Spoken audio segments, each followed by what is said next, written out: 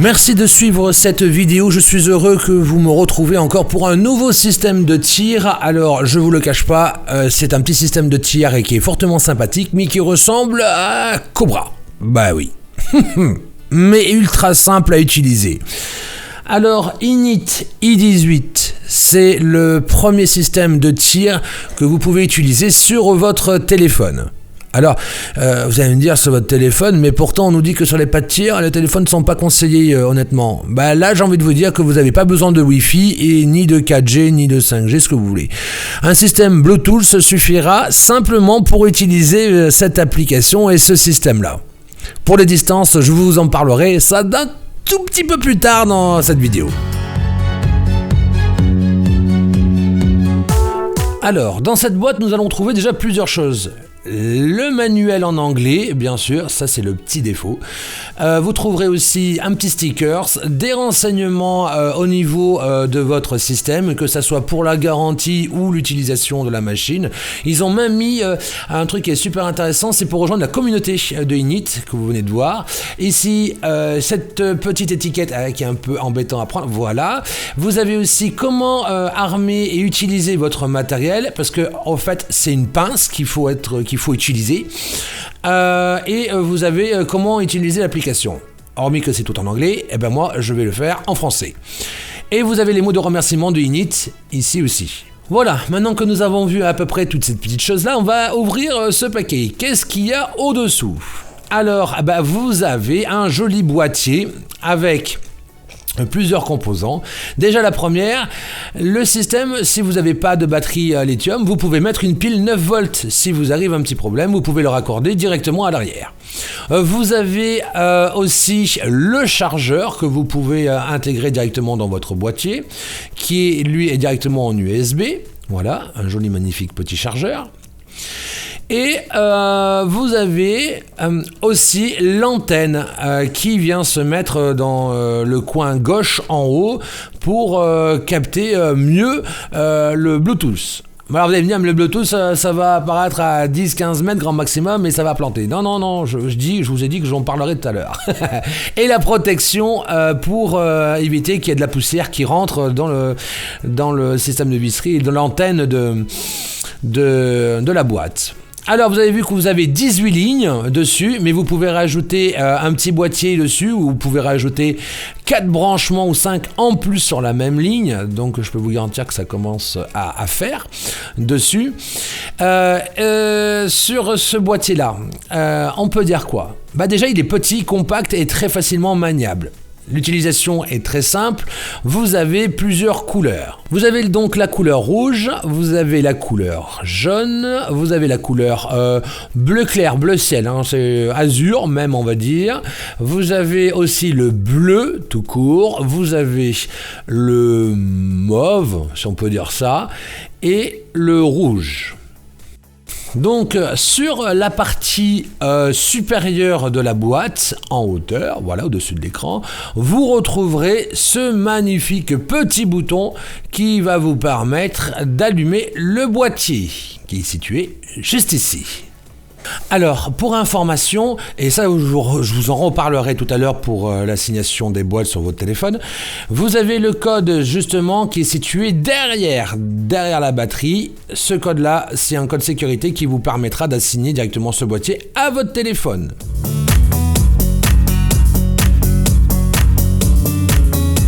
Dans cette partie-là, je vais vous faire voir comment ajouter les boîtes Init sur votre téléphone avec l'application.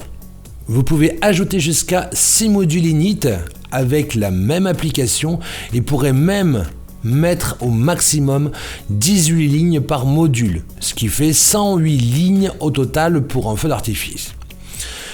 Déjà pour commencer, il faut qu'on allume les modules. Allez dans votre menu principal de votre application et rentrez dans la partie module. Vous verrez que votre application vous indique qu'aucun module n'est assigné. Nous allons donc maintenant rajouter un module Init. Pour cela, cliquez sur Ajouter ou sur la croix verte qui est au-dessous. Votre appareil s'affichera sur votre écran et affichera aussi le numéro identifiant de votre module. Si dans tous les cas, votre module n'apparaît pas, cliquez sur le bouton Actualiser. Si le module n'apparaît toujours pas, redémarrez votre application et le module init. Assurez-vous aussi que aucune autre instance d'application init ne soit pas allumée sur un autre téléphone ou tablette. Continuons. Cliquez sur le module. Pour des raisons de sécurité, vous devez entrer un code à 4 chiffres situé à l'intérieur du boîtier au niveau de la batterie du module. Quand vous aurez trouvé l'idée, inscrivez-le dans l'application et si vous avez bien écrit le code, il vous sera indiqué Pin Match Success qui s'affichera bien sûr en haut de votre écran. Maintenant, vous pouvez sélectionner une couleur pour votre module. Alors attention, une couleur correspond à une destination de boîte, par exemple boîte 1 ou boîte 2, et etc. Le rouge peut être la boîte 1, et le bleu, peut être la boîte 2. Alors je précise que vous pouvez mettre que 6 boîtes, vous ne pouvez pas mettre de boîtes de la même couleur, soit de rouge, soit de bleu, et ainsi de suite. Sur cet écran, vous verrez le niveau de la batterie du module. Si vos allumeurs sont bien et correctement allumés, ils s'allumeront directement en vert et en plus, vous pourrez voir la version du logiciel.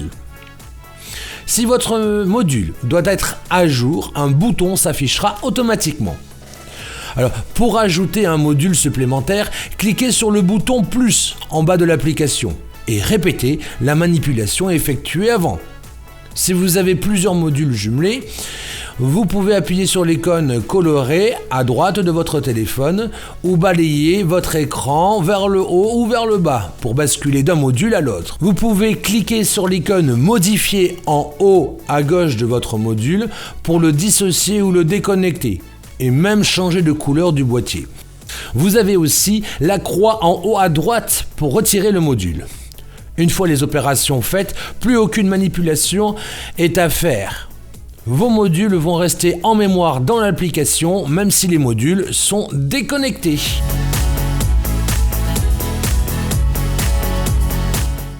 Je vais vous montrer comment gérer les feux d'artifice dans votre base de données ou si vous utilisez notre catalogue en ligne. Cette fonction est entièrement facultative et n'est pas nécessaire pour utiliser le show automatisé ou le tirant manuel. Pour commencer, appuyez sur le bouton feu d'artifice. Cette section vous emmène sur l'écran Mes feux d'artifice. Il vous affiche les feux d'artifice que vous aimez ou que vous prévoyez d'utiliser. Si votre pièce pyrotechnique n'est pas référencée ou créée, votre pièce pyrotechnique ne sera affichée à l'écran. Je vais vous montrer comment créer votre propre liste personnelle des feux d'artifice. Pour ajouter de nouvelles pièces pyrotechniques, 3 options vous sont proposées. Tout d'abord, vous pouvez appuyer sur l'icône Créer. Cela va vous permettre de créer manuellement tous les détails du feu d'artifice concernant les pièces que vous souhaitez utiliser. Le deuxième icône vous permet de scanner le code barre des pièces pyrotechniques que vous avez achetées. Si le code barre correspond à un produit dans notre catalogue, ils seront ajoutés à votre base de données, Mes feux d'artifice. Et vous avez une troisième solution pour ajouter des pièces pyrotechniques. Notre catalogue de feux d'artifice intégré. Il faut savoir que notre catalogue de feux d'artifice intégré est en constante évolution. Ce qui signifie que votre marque ou pièce pyrotechnique préférée pourrait éventuellement être référencée dans notre catalogue. Attention, au jour de la création de cette vidéo, les marques espagnoles, italiennes, chinois ne sont pas référencées encore dans leur base de données. Pour entrer nos pièces pyrotechniques manuellement à l'aide de la fonction de création de pièces pyrotechniques, appuyez sur le bouton Créer en haut à droite de votre téléphone. À partir de là, nous disposons plein de champs d'informations pour les pièces pyrotechniques. Si ça vous paraît long de tout remplir, ne vous inquiétez pas, tous les champs ne sont pas obligatoires. Le seul champ obligatoire est le nom, tout le reste facultatif. Donc, si vous voulez entrer simplement le nom et valider la pièce, vous pouvez le faire. Vous pouvez aussi, et vous avez la possibilité de saisir les informations plus tard. Par contre, si vous voulez le faire maintenant, telles que la durée, la marque hors Europe non disponible actuellement, la catégorie, la description et même une vidéo YouTube, vous pouvez le faire. Pour intégrer une vidéo YouTube, vous devrez copier l'URL, vidéo ou ID. puis le coller dans le champ désigné. Si vous n'obtenez pas les bonnes informations, ne vous inquiétez pas, vous pourrez modifier vos informations plus tard. Une fois terminé, appuyez sur Créer et votre nouvelle pièce pyrotechnique apparaîtra dans la liste de mes feux d'artifice. Pour l'autre méthode, vous pourrez scanner un code QR ou un code barre directement sur l'emballage de la pièce pyrotechnique. Appuyez sur l'icône Scan pour lancer le scanner à l'aide de votre appareil photo et scannez le code QR et code barre de votre pièce. Si la pièce pyrotechnique est connue, une confirmation rapide s'affichera et vous pourrez continuer à ajouter d'autres pièces pyrotechniques. Si la pièce n'est pas répertoriée, l'application vous le signalera. Vous devrez donc la créer manuellement ou la rechercher dans notre catalogue intégré. Car il arrive que les fabricants n'ont pas le bon code barre. Pour la dernière méthode, accédez à notre catalogue intégré en appuyant sur l'icône catalogue. À partir de cet écran, les marques référencées vous sont proposées. Vous pouvez faire défiler et trouver vos marques ou simplement utiliser le champ de recherche en haut. Une fois que vous avez trouvé votre marque, cliquez sur celui-ci et vous pourrez rechercher votre pièce par nom, catégorie ou numéro de la pièce. Quand vous trouverez votre pièce pyrotechnique, appuyez sur l'icône pour l'ajouter à votre liste, mes feux d'artifice. Pour supprimer une pièce, appuyez sur l'icône de coche pour supprimer. Pour revenir à votre liste, mes feux d'artifice, appuyez sur l'icône mes feux d'artifice en haut. Et à tout moment, vous pourrez modifier ou supprimer votre feu dans la liste de mes feux d'artifice en appuyant sur l'icône modifier. Ainsi, celui-ci affichera deux boutons, modifier ou supprimer. Pour avoir plus d'informations sur votre pièce pyrotechnique, appuyez sur la pièce pyrotechnique concernée. Elle vous affichera les informations de la pièce pyrotechnique, vidéos et photos. Maintenant, vous pouvez utiliser le tir manuel sur votre application ou pour la création d'un spectacle pyrotechnique automatisé.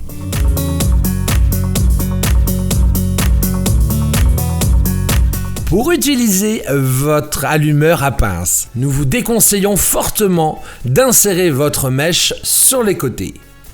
Pour une utilisation plus fiable et à 100%, nous vous demandons de mettre la mèche et d'ouvrir la pince à l'avant.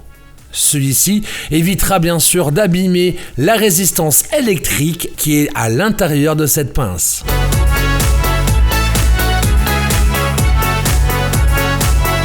Nous voici dans le bouton tir libre. Cette partie-là va vous permettre de tirer vos feux d'artifice manuellement et pas en mode spectacle. Appuyez sur le bouton tir libre. Vous allez voir que d'un coup une fenêtre s'est ouverte avec pour nous deux rectangles, un vert et un orange, parce que nous avons deux boîtiers. Pour rentrer une pièce pyrotechnique, il faut déjà que vous ayez vos pièces pyrotechniques rentrées dans votre base de données. Si c'est le cas, cliquez sur le petit stylo qui est situé sur la droite de l'encadrement. Vous sélectionnez bien sûr votre compact que vous voulez. Donc là, on peut voir les renseignements si on clique dessus. Mais sinon, vous pouvez directement appuyer sur la petite croix plus qui est située sur la droite pour le rajouter. À partir de là, vous avez vu que votre pièce pyrotechnique s'est rajoutée. Comment tirer cette pièce pyrotechnique en manuel ? Vous avez vu que vous avez un encadrement sur votre gauche qui est actuellement grisé. Vous cliquez sur Boom, votre compact. Vous appuyez dessus. Vous avez vu que le bouton rouge vient de s'activer sur la partie gauche. À partir de là, vous pouvez appuyer sur le bouton. Le compte à rebours est lancé. Il reste 11 secondes avant la fin de votre compact. Et l'information a été bien envoyée sur votre module vert. Vous pouvez donner le rythme à votre feu d'artifice si vous voulez plus ou moins rapide. Je vous rappelle que ceci est une version tir libre, donc manuel et non spectacle. Donc ne comptez pas que les enchaînements se fassent tout seuls.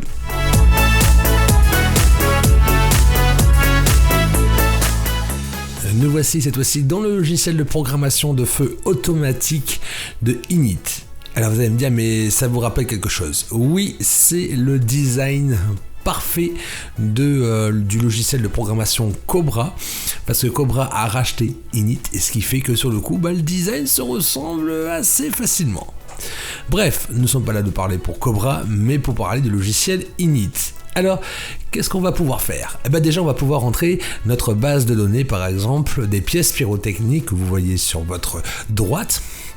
Vous allez pouvoir renseigner, mais vraiment, toutes les infos possibles pour la pièce pyrotechnique. Vous pouvez faire une partie sur le téléphone, mais aussi sur votre ordinateur. Alors, la partie droite, vos pièces pyrotechniques que vous pouvez chercher. Vous pouvez soit rentrer en manuel, vous pouvez aussi les chercher dans le catalogue. Et si vous avez bien sûr un fichier Excel qui est sur votre PC, vous pouvez importer directement ce fichier-là, avec bien sûr les cases respectives. Sur la partie centrale, c'est là où nous allons placer nos pièces pyrotechniques dans les temps qu'on veut, et là où on va faire la programmation. Si ça part sur une boîte rouge, si ça part sur une boîte bleue, une boîte verte, et ainsi de suite, je vais y en venir. Donc la partie centrale, c'est plus un visuel d'encodage. La partie de gauche, là, tous les boutons. Alors, New Show, c'est la partie très importante. C'est là où on va créer un nouveau show. Import Show, c'est si vous avez des fichiers déjà préprogrammés sur votre ordinateur que vous pouvez importer d'un téléphone ou de l'autre, parce que vous pouvez aller chercher sur un autre téléphone avec une autre programmation. Voilà, donc ça c'est quand même plus intéressant que l'autre logiciel. My Show, c'est là où vous allez retrouver toutes vos programmations que vous avez fait ici. Voilà, avec les infos, bien sûr. Vous pouvez partager vos projets pyrotechniques, les préférences de votre logiciel, votre aide, et si vous voulez paramétrer après les raccourcis de votre clavier pour utiliser plus facilement votre logiciel. Alors, en bas, maintenant, on va retrouver la partie timeline. Si vous avez par exemple de la musique, vous pourrez voir votre fréquence musicale ici. D'accord. Et juste dessous, le nom du fichier. Si vous avez un feu musical, agrandir ou rapetir la fréquence, donc agrandir ou réduire, play lecture, gérer votre volume directement de votre show qui n'aura aucune incidence pour le live, c'est juste sur votre PC. Voilà. Alors, commençons, on va créer un projet. Alors, on va faire New Show et on va par exemple le baptiser. Vous voyez que j'ai quand même quelques scripts que j'ai fait avec un autre logiciel. On va faire par exemple test. Create show. Alors là, on va me demander si je veux mettre de la musique ou pas. Alors, je vais en mettre comme ça pour cette démonstration. Ça vous permettra bien sûr de voir le design que ça va donner sur votre logiciel. J'importe. Vous voyez votre fréquence et comme je vous le disais, vous pouvez agrandir votre fréquence pour être beaucoup plus précis sur les départs. Ou faire une zone plus large pour avoir toute votre musique en un seul bloc. Le but, c'est pas de faire ça. Là, on va pouvoir maintenant créer le premier show. Alors, on va pas rentrer dans les détails musicaux pour des questions de libre de droit, justement. Donc, par exemple, si vous avez besoin d'un timing, par exemple, la musique commence ici. Vous pouvez faire un nighttime event. C'est cette partie-là, au fait, qui va lancer la pièce pyrotechnique.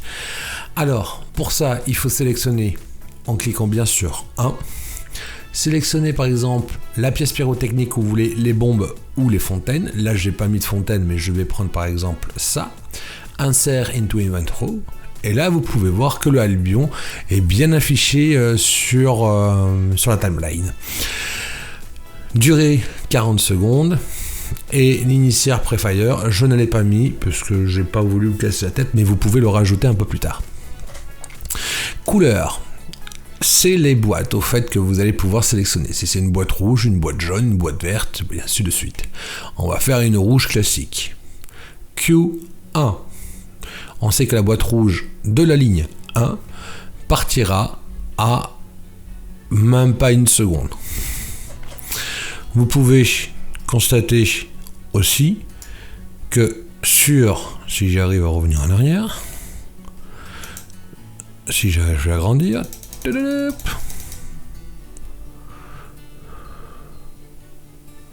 alors je vais rapetir, c'est plutôt le sens inverse, désolé, voilà. Vous avez pu voir que là d'un coup j'ai ma ligne qui est en bas, Albion. L'avantage, c'est que par exemple, si vous voulez essayer de la caler un peu plus en avant ou un peu plus en arrière, vous pourrez le faire en cliquant sur la barre et en déplaçant simplement la barre. Donc vous avez vu, vous avez une possibilité de faire ça. Je vais vous faire voir sur une autre pièce pyrotechnique. Par exemple, on va mettre ici 40.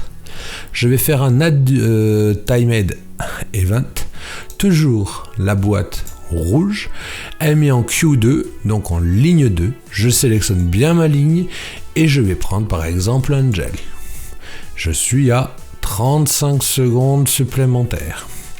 Donc actuellement, mon feu actuellement fait à peu près 1 minute 15, d'accord, environ. Si d'un coup vous voulez reculer la timeline, comme je vous disais tout à l'heure, vous prenez et vous décalez. Et vous voyez que ça prend en compte automatiquement les changements dans votre event time. Ils vont vous demander d'enregistrer, vous l'enregistrez. C'est très important. Donc, quand vous avez fait ça, vous pouvez faire cramer de la pièce pyrotechnique, effectivement. Vous pouvez passer à un autre compact. Donc, on a dit, tiens, on va démarrer celle-là pour que ça l'accompagne. High Time Event. On clique bien ou on vérifie bien que ça soit bien sélectionné. Ça partira à 58 secondes. Et là, on va demander le Big Solaris. Je sélectionne. Je prends cette fois-ci une autre boîte. L'autre boîte va être la verte, parce qu'elle est un peu plus loin. Et elle met l'auto Q1. La machine, au fait, va repérer déjà les chiffres que vous avez par défaut. Comme par exemple la rouge, j'ai mis les 2 rouges. Et elle m'a bien compté la ligne 2.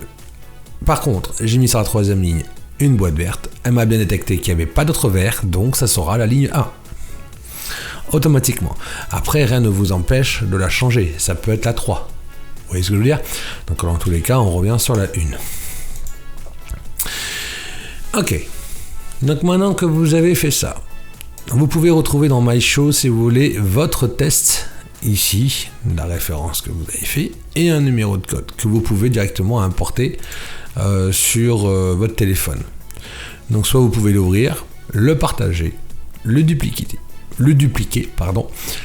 ou l'effacer. Par exemple, le partage, si d'autres personnes veulent le faire, comme je le disais, vous scannez, on va vous demander les 4 chiffres, vous le rentrez et vous pourrez le voir apparaître sur votre téléphone. Donc si vous avez 2 init, une sur la tablette par exemple, ou une sur notre téléphone, si vous n'avez pas le même compte, vous pourrez partager automatiquement votre création de feu. Je trouve ça extrêmement bien. Après, les reports, ça va être par exemple pour les lignes. Hop là, vous avez vu, Albion, on peut personnaliser après les étiquettes, comme on veut. Si on veut, par exemple, small, ça c'est pour les commentaires, quand vous avez des commentaires, par exemple, des désignations par rapport aux étiquettes. Vous pouvez régler, par exemple, aussi les tailles d'écriture que vous voulez. D'accord. Alors attendez, on va faire voilà, on peut en supprimer ou rajouter les titres. On peut personnaliser par exemple les lignes type F4. Alors j'ai marqué F4, mais vous pouvez marquer ce que vous voulez. Ça peut être par exemple Lyon, par exemple, si c'est votre client, votre ville client c'est Lyon, voilà, vous marquez Lyon, on pourra le retrouver. Donc il y a quand même des multitudes de possibilités que vous pouvez imprimer après en étiquette. Donc là vous pouvez imprimer vos propres étiquettes. Ok. Alors.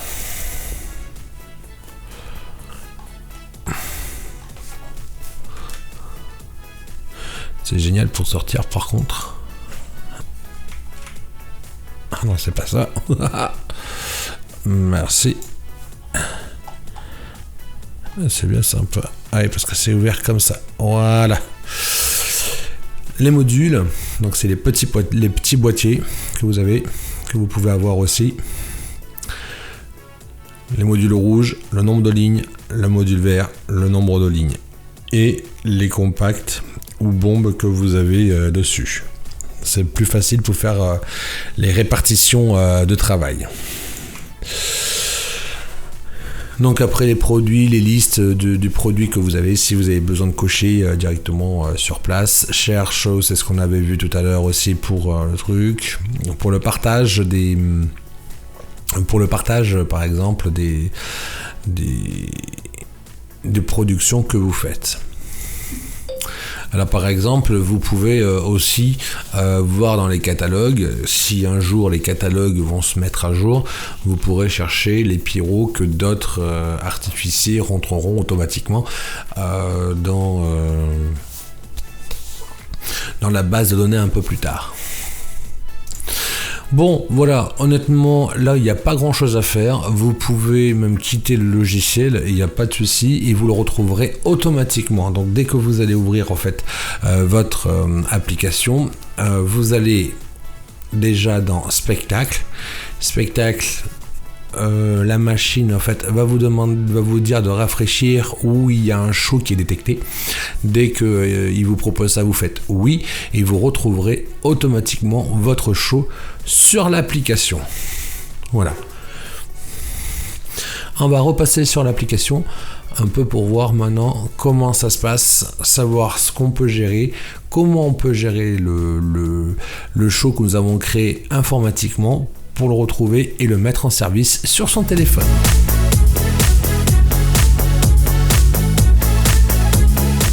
Nous voici dans la préparation du feu. Cliquez sur Spectacle et vous voyez que le feu que nous avons créé tout à l'heure est bien sur notre téléphone. Cliquez sur Préparer et une fenêtre va s'ouvrir avec les boîtes.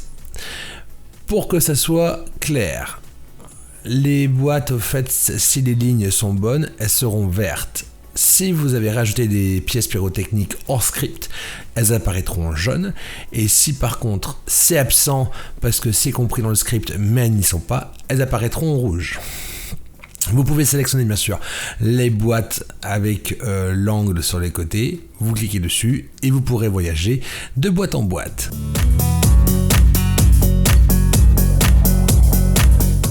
Pour la mise à feu, revenez au même endroit que pour la préparation, cliquez sur tirer et vous allez voir que votre spectacle pyrotechnique va apparaître devant vos yeux. Alors, comment expliquer un peu cette fenêtre ? Vous avez cette fois-ci plusieurs petites choses à prendre en compte. Vous avez effectivement la timeline qui est inscrite en haut et vous pouvez voir en fait qui doit partir à tel moment. Alors, on peut voir que le premier, c'est le Albion, qui est sur la boîte rouge, et l'Angel, qui doit suivre après. Ça, c'est sur la boîte rouge. La boîte verte apparaîtra en vert, et ça sera un autre compact. Je n'ai plus le nom sous les yeux actuellement, mais ça sera ça, et je vous l'expliquerai tout à l'heure, un peu plus tard. Donc, quand vous allez commencer à lancer le tir, en fait, la machine va vous demander... si par exemple en cas de perte de signal avec le boîtier, est-ce que le boîtier doit continuer à tirer ou si il doit arrêter le tir après 20 secondes bien sûr de perte.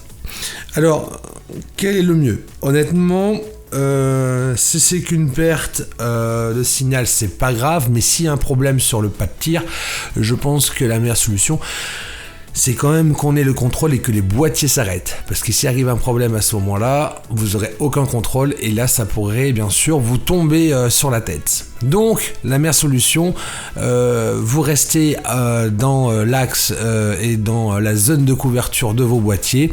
J'ai envie de vous dire que ça va quand même jusqu'à 100 mètres, donc il y a quand même une sacrée marge.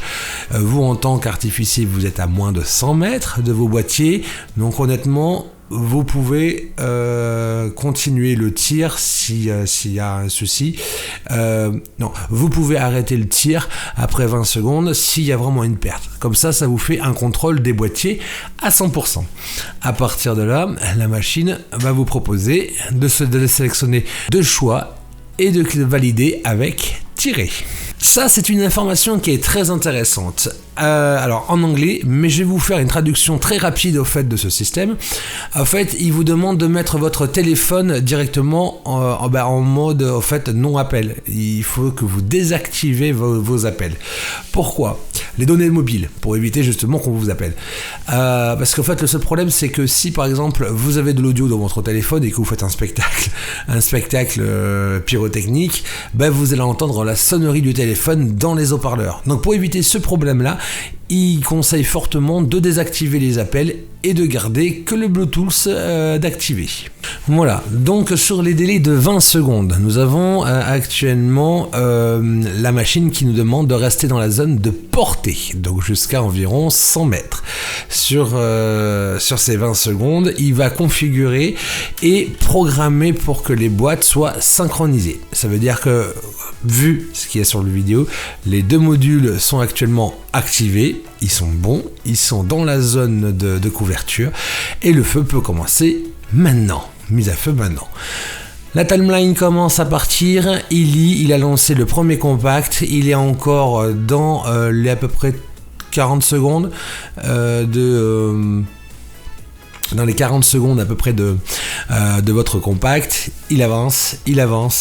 Si par exemple dans votre feu vous avez un souci, ne vous inquiétez pas parce que vous pouvez quand même faire pause. Alors attention, on va faire pause juste un peu avant le Angel. Voilà. Il demande de savoir si c'est pas une mauvaise manip ou pas.